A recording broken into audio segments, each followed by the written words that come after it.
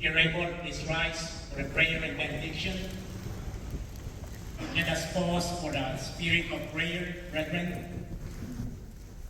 God of the universe, you had in no little way helped us today. Thank you for the meaningful installation and ceremony we had during this celebration. As we bring this installation to a close, we pray that you continue to inspire us individually as to what we must do in the weeks and months ahead.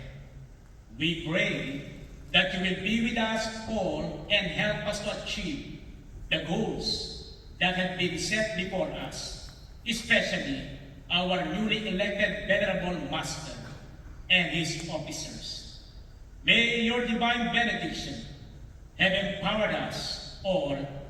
In God's name we pray. Amen.